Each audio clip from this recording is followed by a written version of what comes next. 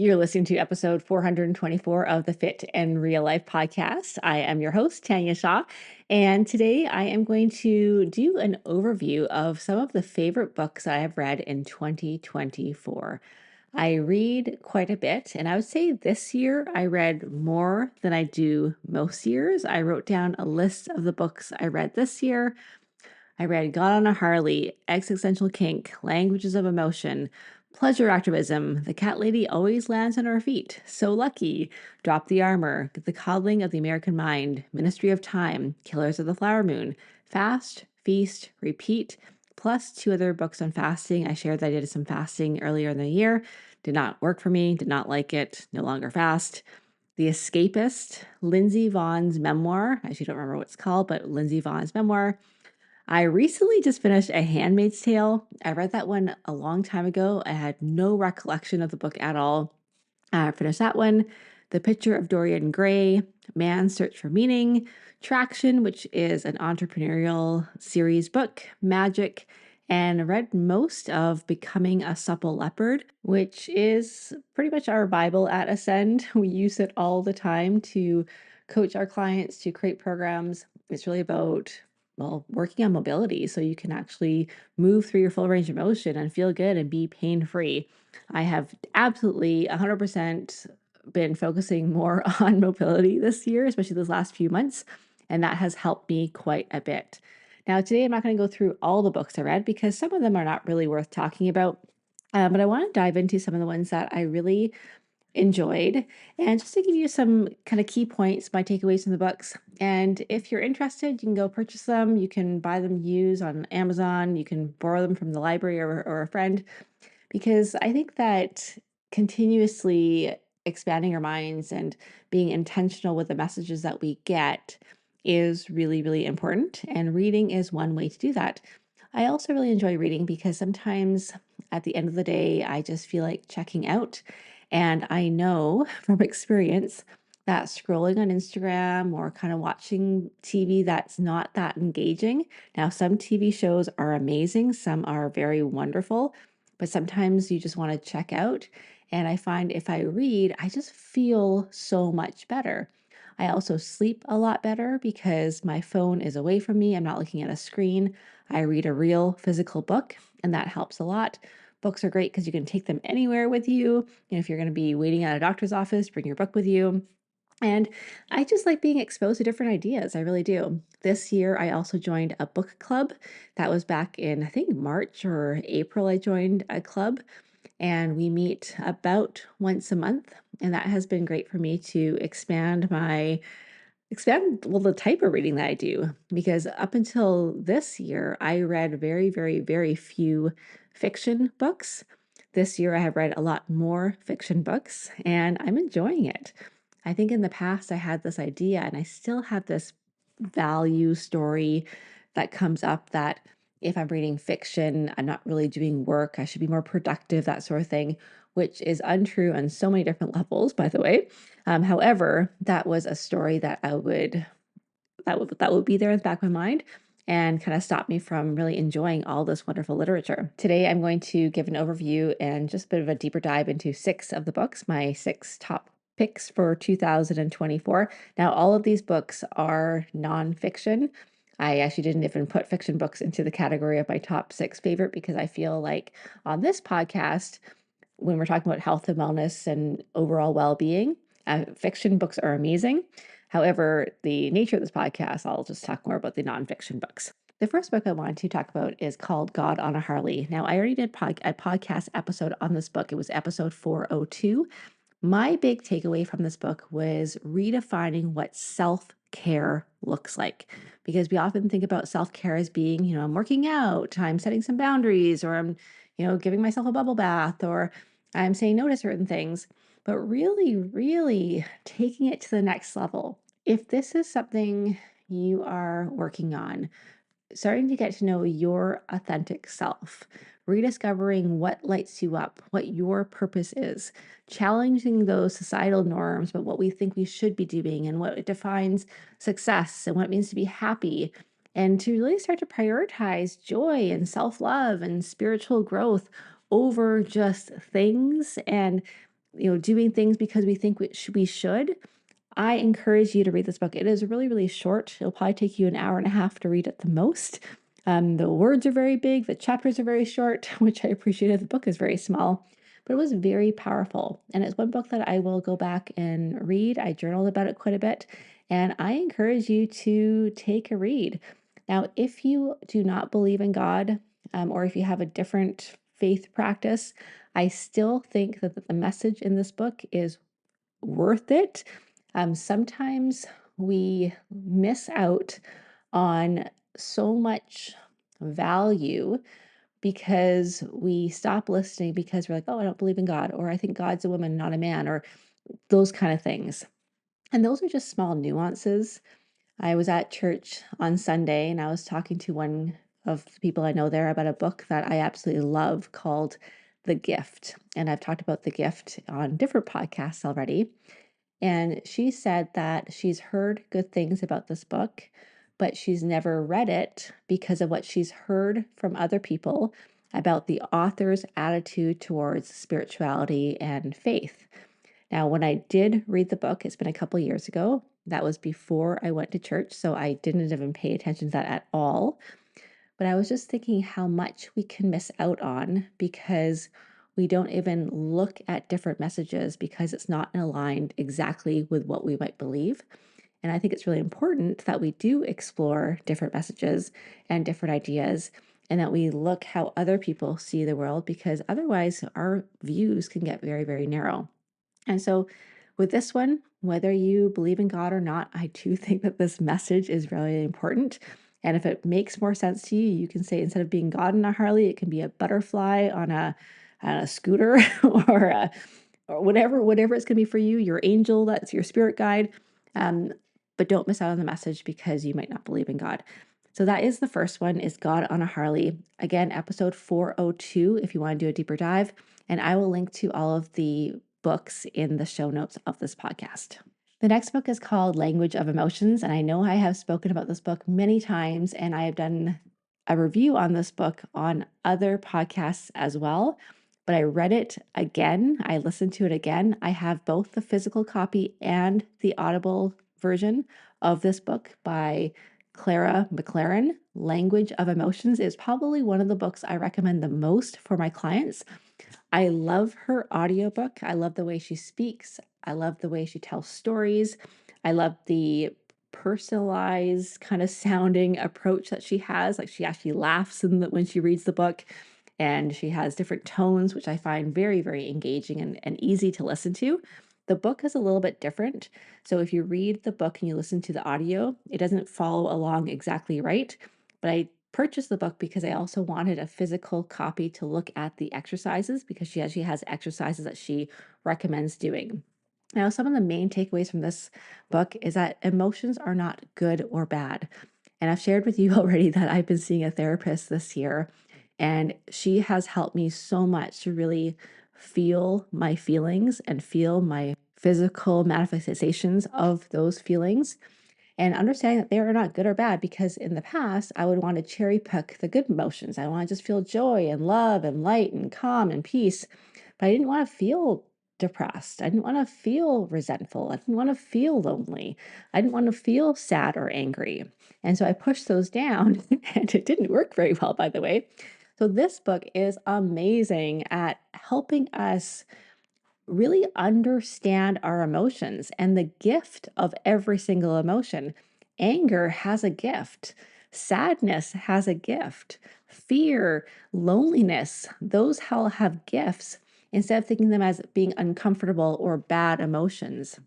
And so I really like this book because it has a very practical approach to dealing with emotions.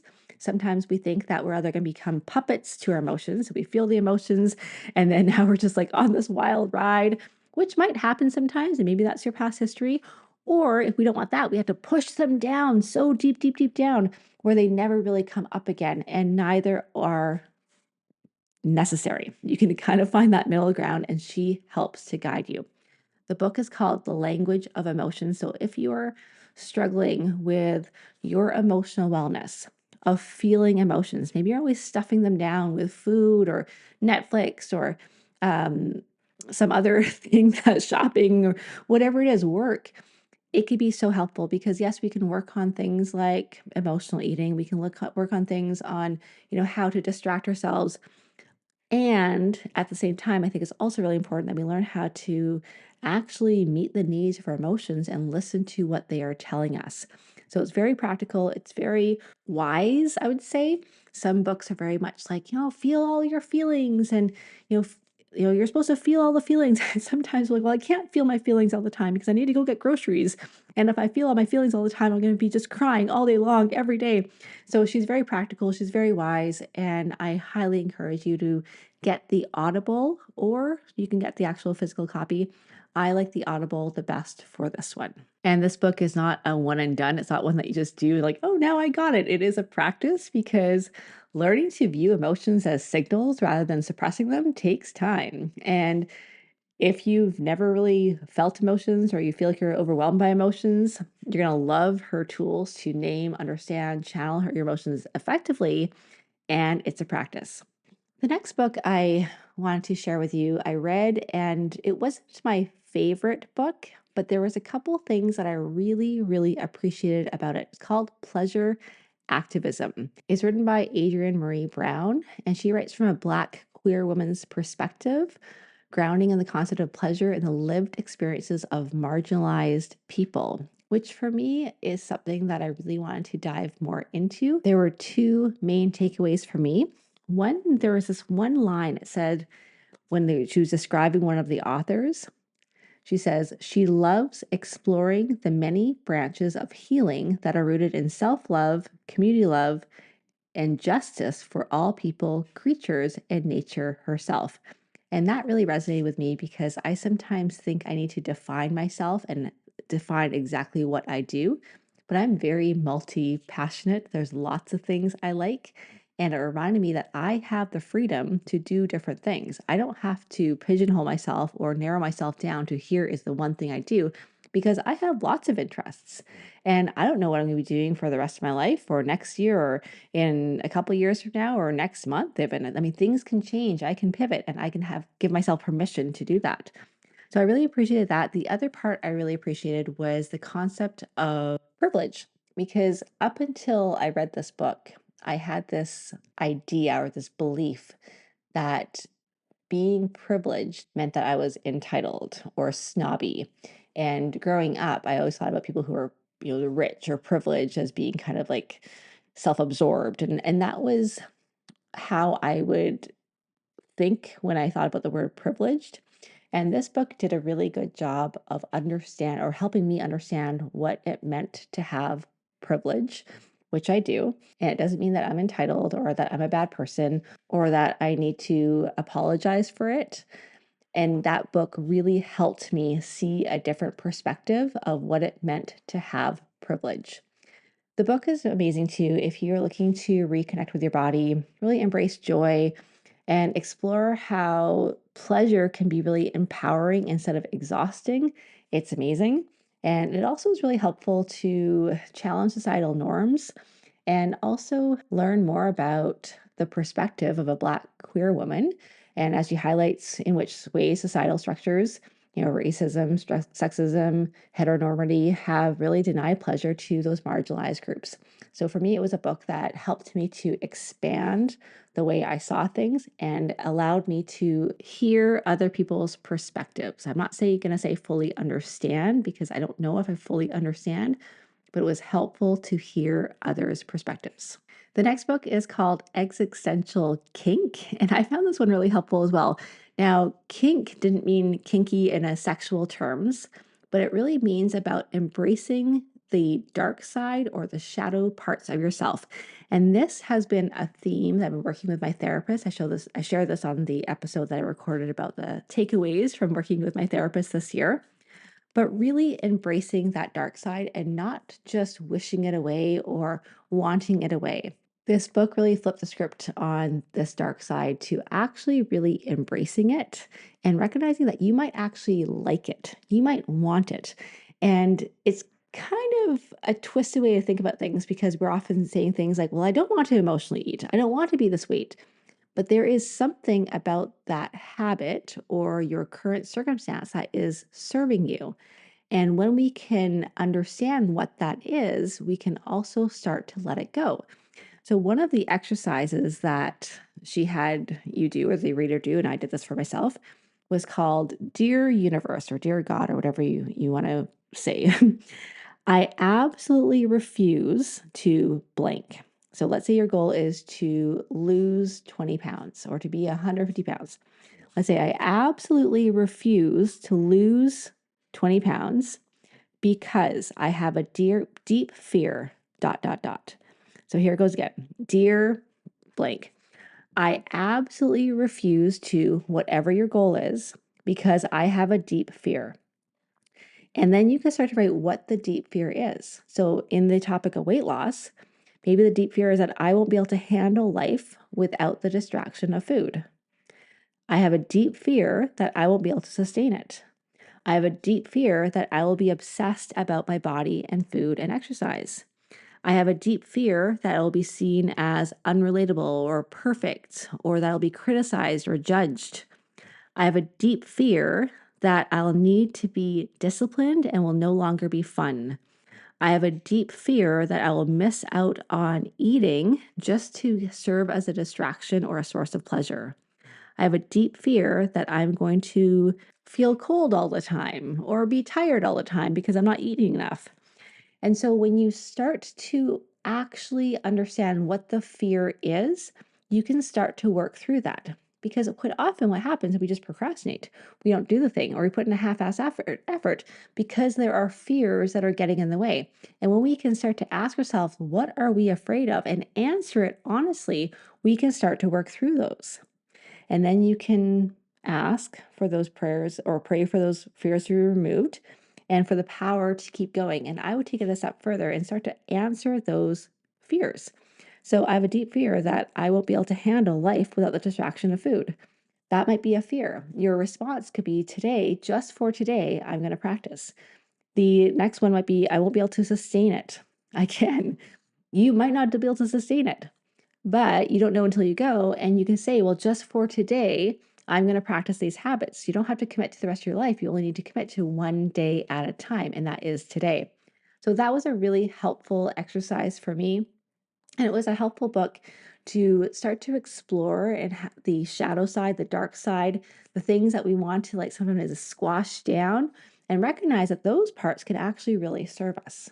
Two more books here. The next one is called Drop the Armor. Now, Drop the Armor is by my really good friend, Christine Jewell. She has been a mentor of my life. She's been a really good friend.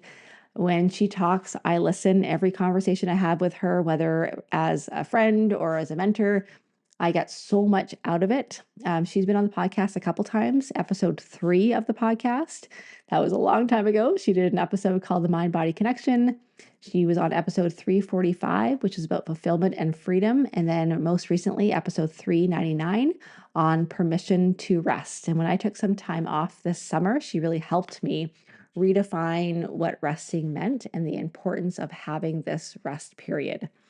Now, the book is one of those books you're going to want to read more than once, and you don't want to just read it. There are lots of actions, there's lots of exercises, there's lots of journaling prompts to do. And if you want to get a lot out of it, I would encourage you to slow down with it and don't make it the book that you just sort of read every single day. When I read this book, I had a couple books on the go. I had more of a fiction book where I can just sort of read for entertainment. And I had this book, which was more of a study guide. And there was so much from this book, but one of my favorite chapters was chapter 9. It is called Know Your Enemy.